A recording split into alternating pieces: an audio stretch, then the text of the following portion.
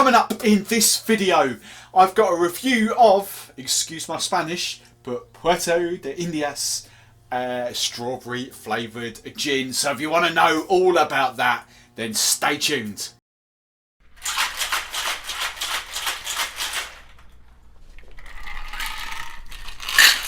Hey, Steve the Barman here, and this channel is predominantly all about helping you to drink, enjoy and serve better quality drinks. Primarily focusing on gin and tonic and gin cocktails. But if you like the sound of that, if you like what I'm doing, then I'd really appreciate you hitting that magical subscribe button.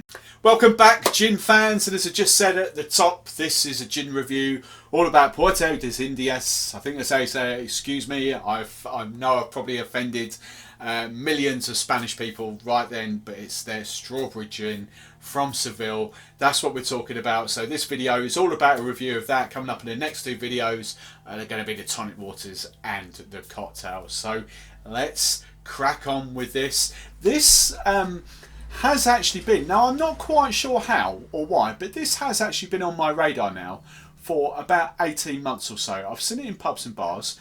I swear that Booker, our cash and carry in the UK, has listed this for a long time. However, the trade and the industry press just say it's just being launched over here in the UK. Now, what I think that may have been, we've got a new distributors in the UK, indie brands. I've met a few of them up at NRB. Now in the trade press, they've the story is Puerto de Indias has given indie brands £2 million to spend on marketing this year in the UK. So if they do their job properly, you are going to see this explode in the summer of 2019 all across pubs and bars. As I say, I know Booker Cash and Carry, where a lot of pubs in the UK get their stuff from. You've got Costco, you've got the other part of Bookers, I can't remember off the top of my head. Macro, there we go.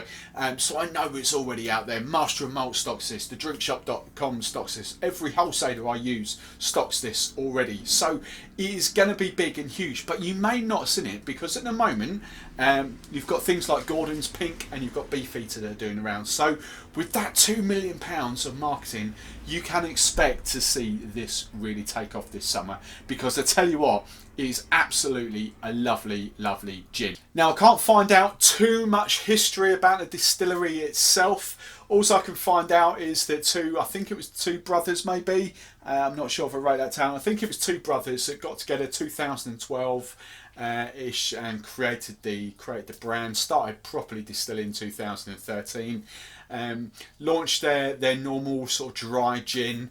That was the first to market, and they found this strawberry gin completely by accident, because in the UK, when it comes to gin, the main thing that we will resonate Seville with is oranges. Seville oranges, they're absolutely lovely.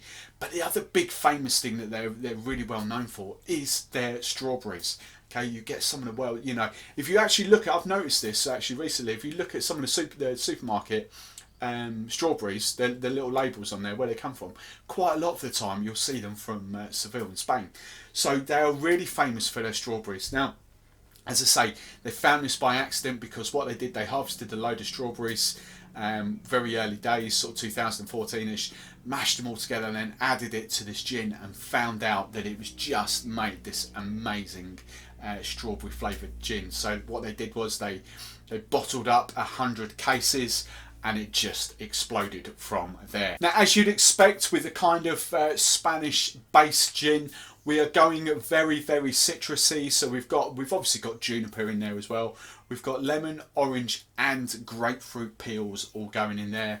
We've got cilantro or coriander, if that's what you want to call it. And the other fruit I missed was lime as well. So we've got the big citrus fruits. We've got lemon, lime, orange and grapefruit all going in there. Juniper, coriander. I'm guessing, no mention of it, but I'm guessing Angelica or Oris, something along those lines, just to bind it all together. But very, if you taste the normal dry gin, it's a very kind of citrus forward gin. And as I say, that is the base to make this strawberry gin. Now that's all I can really sort of find out about it, other than to tell you it's the fourth biggest selling gin in Spain. Obviously, I'm assuming, I didn't even look at this, I should have done, but I'm naturally assuming Larios kind of smashes that. But as I say, the fourth biggest selling gin. To put that in our terms, in the UK, we're probably somewhere like I don't know the actual figures, but I'm assuming somewhere along the lines of Bombay would be our kind of third, fourth biggest selling gin. So you can kind of see how big that is in Spain. So you want to know what it tastes like and what it smells like. So let's do our normal little trick. I'm just going to pour, well, let's have a little whiff first. So straight away off the bottle, I'm getting, but strawberry, absolutely. But I was going to say sort of a candy floss strawberry going on. Really kind of sweet strawberries. That's all you really get on the nose. Lovely, really like that.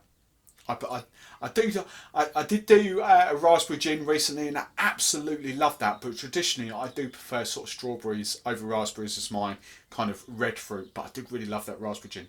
This, however, now I have been playing about with this. I've been using this on my bars all this year. So where are we, mate? We're 5 months into this year now. That's been a regular. Absolutely love it. Now, smelling it again. Anything different? The only thing different that comes out of the glass is probably a bit of citrus. So I'm getting strawberry, heavy strawberries. It's not the only real smell I can get is strawberries.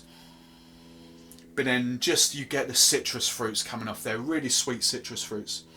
Now just to try it, I'm just going to do my normal thing. Bit of ice cube, swirl it around. I like a tiny bit of dilution with a bit of chill. That's how I like to try gins neat.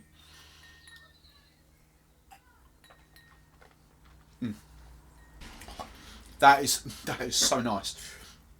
Again, sweet strawberries. First up, I actually get the sort of pepperiness of the juniper hitting me first up. That it's mellowed, but it's still there. You can still, it's gin. It's absolute gin. You know, juniper is really going down the throat now. But combined with that, really well balanced is that strawberry flavour. And to liken it to that kind of guys, because it is in the same price brackets, it's that kind of thing. To liken it to Gordon's Pink, in my world, there is absolutely no comparison. That, all right, it's a couple of pounds more expensive, but that, like for like, unbelievable. As I say, I'll drop you links in the show notes of where you can get that from. Master of Malt is probably your best if you haven't got a cash and carry account. But if you have, get down to Booker's, Macros. I'm assuming Costco will have it as well. Those kind of cash and carry big thing. I know Booker's is in there. It's less than 20 odd quid a bottle.